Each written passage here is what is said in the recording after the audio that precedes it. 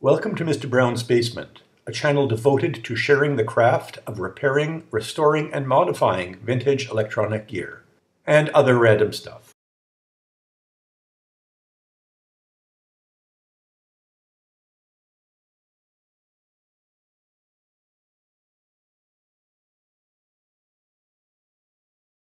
Welcome back to Mr. Brown's Basement. We have finally got to the stage where it's time to see if it actually operates. If it does, get it back together and move on to the next project. Before I can apply power to it, I need a power cord. The old style power cords from the 40s and 50s was this. It's two-pronged. Some of them were polarized, some of them weren't. This one is not. Unfortunately, they're becoming extremely scarce. Plugs in right over here, and this is, I think, my last one. I haven't been able to get any more. So what I'm thinking about at some point, eliminating this entirely and just using a line cord. Now there is a reason for this.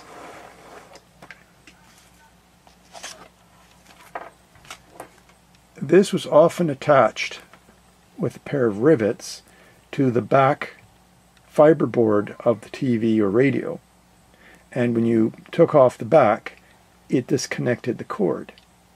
Sort of a safety interlock feature, but I don't think this can be maintained anymore. The first stage of testing, after I put a fuse in, because it's now going to be fused, is to test the voltage doubler. The output of the doubler is right over there, which corresponds to the input of the choke right over there. And if I get approximately 300 volts on that, then I can move on to the next stage. Now, in many TVs there will be no power there because the rectifier is a tube, but in this set it's a pair of solid-state rectifiers. They were selenium, now they're silicon. I've got a DC voltmeter connected up to the output of the voltage doubler. To be safe, I've got a variac, so I can gradually turn up the voltage. Switch is on, there's a fuse in the fuse holder, and now we can proceed. So here goes. All right, so I've got about, 20 volts in, and it looks like 62 volts out. And as I bring up the voltage, remember there's no load, so it's going to be much higher than it would be under load. Okay, and 110 volts is about there. So the voltage doubler works. Okay, next stage. You can see the capacitor discharging. It's a good reminder not to put your fingers in, because that will give you a mean shock. Also, be mindful that with many sets like this, one side of the line is connected to the chassis. The variac doesn't give us any isolation, so you got to be careful. I have now repopulated the tube sockets with their tubes. All the new ones are in place. Now there are a couple notable exceptions. First of all, I haven't put back the tube from the high voltage cage, the high voltage rectifier. And that's because I don't want 15 or 20,000 volts right there. Not right now. The second thing I'm not going to do is put on the plate cap for the horizontal output. Now with some sets you'd have to put that on because the flyback transformer, which is in here, generates a supplementary voltage called boost, and you can't test the set without boost. This set does not use boost, so I don't need this to be connected at all. Right now basically we're testing the tube filaments. If one comes on, they all come on, unless a tube is defective, but I've already tested them. And I'm also applying power to all the tubes, except horizontal output and the picture tube, which isn't even connected up. Speaking of the picture tube is part of the filament string. Now that isn't always true. In some sets it's on a separate winding off the power transformer, but this set doesn't have a power transformer. So I'll have to connect a resistor across pins 1 and 12 of the picture tube socket to simulate a picture tube being in place. 6 volts at 600 milliamps, and that works out to be about 10 ohms. A 2-watt resistor should do it. Here's the test set up. We still have the voltmeter on B+. And remember that in an earlier video I put in this resistor, which was an estimation of the resistor to correct for the fact that I'm using silicon instead of selenium. So this might have to be changed at some point. I've got the speaker hooked up, and hopefully we'll hear at least hum out of the speaker. And there is my way of simulating the picture tube being in the filament string. And what I should see is high voltage. Not quite as high as before, maybe initially as high, but as the tubes begin to warm up, it should lower. I'm gradually turning up the voltage to normal line voltage, and guess what?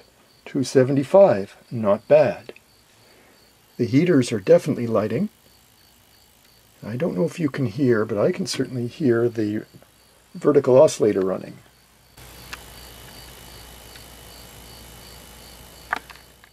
I'm also getting some sound out of the speaker, not the sort of hiss I want. Certainly the audio amplifier is working, but I don't know how much else yet. The next stage is to connect the flyback transformer, but not the high voltage rectifier, and see if we can hear the horizontal oscillator running. The plate cap is now on the horizontal output. I should have high voltage, but it will not get as far as the anode terminal because I haven't put in the high voltage rectifier. Now that there's a load on the horizontal output tube, the voltage has dropped further, much closer to what it actually should be. I'm not hearing anything else, just the hum from the speaker and the vertical oscillator.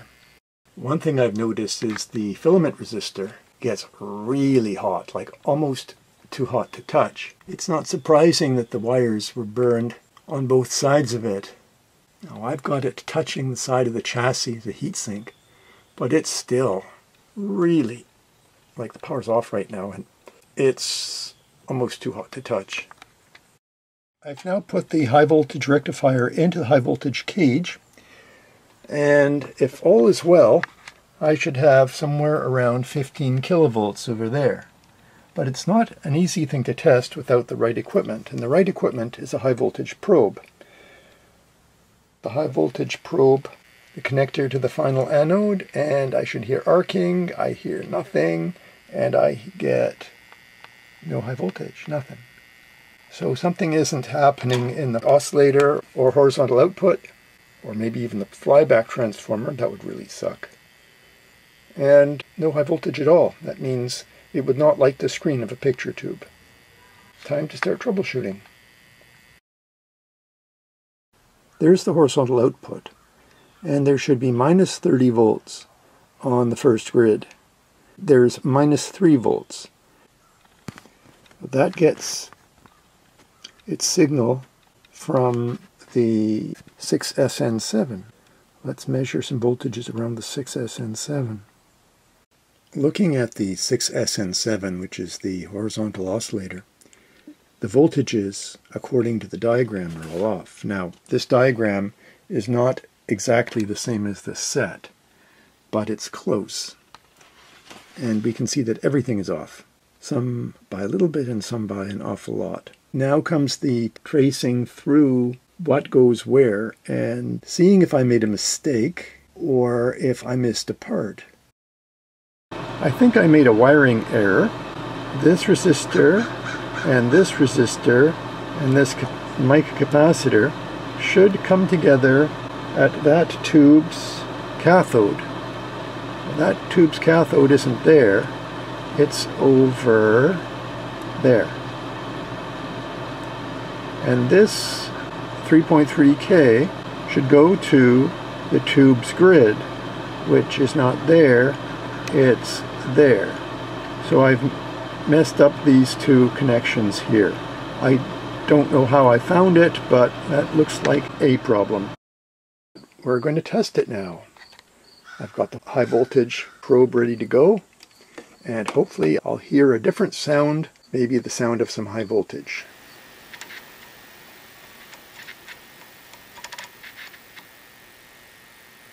About 6 kilovolts. The high voltage is low, so I'm going to connect in the deflection yoke, which is not in very good condition. I don't know whether this is due to heat or whether this is age and rot. I think that's got a lot to do with it. But yeah, it's seen better days. Anyway, I'm going to connect in the yoke and see if I get a better high voltage now.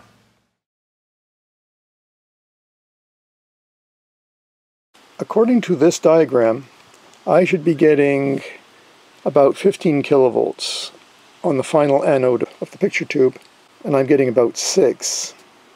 Two things that could cause that. The most likely is the high voltage rectifier. Now I tested it, and it tested okay, but tube testers don't test high voltage rectifiers very well because they don't supply high voltage. I'm going to grab another high voltage rectifier. It's a 1X2B, and see if I get a little bit more. This was the problem. I mount components on terminal strips by drilling holes in the chassis. I sand the finish and then put the screw through and tighten it real tight. With most chassis, that's good enough to make good contact with the metal. Well, apparently not with this, because when I measured the resistance from the screw to the chassis, I was getting infinite number of ohms. I don't get it. In some cases, I got almost 0 ohms. The exact problem was right over there. And that tie point there is where the cathode resistor for the horizontal oscillator connects to ground. And it wasn't making good connection, so there was no current flowing through that tube. So no oscillation, so no high voltage. To remedy the problem, I connected all the grounds together with a black wire to a common point right over there, which connects to the chassis. And that one is actually soldered to the chassis. I like to learn new things, and that is a new thing and a bit of a surprise.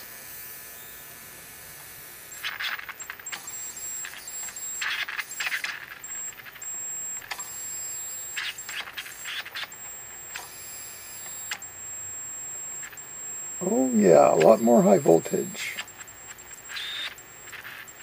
About 14 kilovolts. That's healthy. Doing further tests on this set will be very difficult if I put it back into the cabinet. So rather than doing that, I'm going to use a test CRT, like a CRT in a box,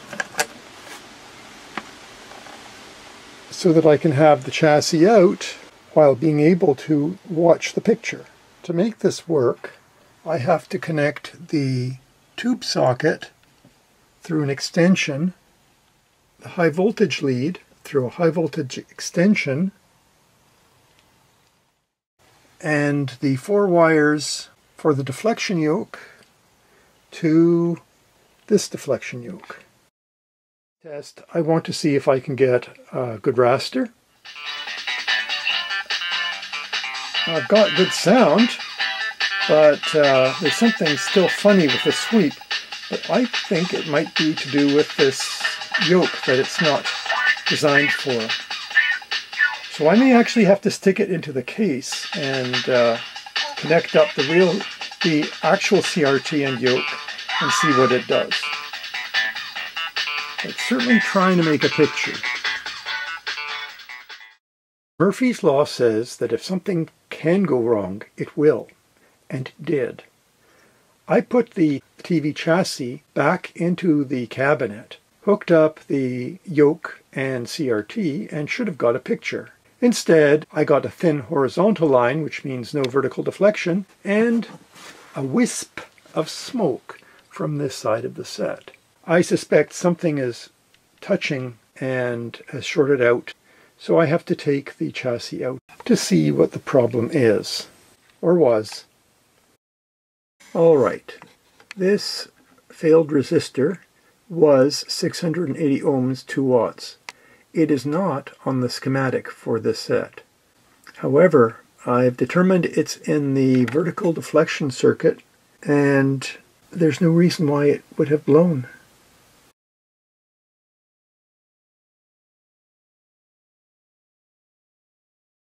I've been trying to figure out what exactly happened yesterday when I connected the yoke and the picture tube up to the chassis, installed it into the cabinet, and then had a resistor in the vertical output smoke.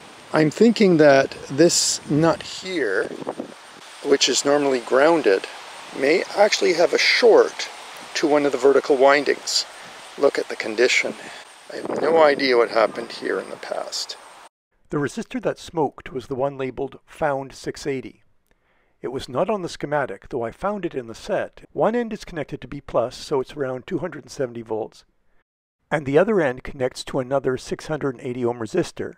The far end of that second resistor connects to the red wire leading to the deflection yoke, the vertical output transformer, and a couple of new capacitors. My hypothesis is that somehow that red wire got grounded through the grounding nut on the deflection yoke. If so, both those 680 ohm resistors would have been grossly overloaded. Perhaps the top one is the one that failed first. That would also explain why I had no vertical deflection.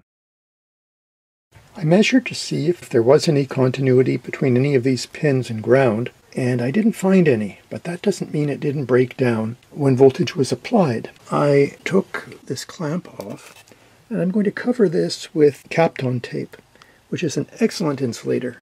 3 or 4 layers should give plenty of dielectric strength. So if this was the cause of the resistor smoking, then it won't happen again. I've used Kapton tape all around the bracket and the coil underneath it. And on this side, which was very fragile and falling apart, I've used black silicone, and it will insulate and hold it together. This video is already longer than I like my videos to be, so I think I'm going to end it here. In the next video, I'm going to replace the burnt 680 ohm resistor and try again installing the chassis back into the cabinet to see how well it works with its own picture tube and deflection yoke. There are also issues with a broken tuning shaft, which I'm planning to repair in the next video. I hope you will join me for it. Please consider liking this video and subscribing to Mr. Brown's Basement. I do appreciate the likes, the subscriptions, and the comments. And as always, thanks for watching and sticking around to the end.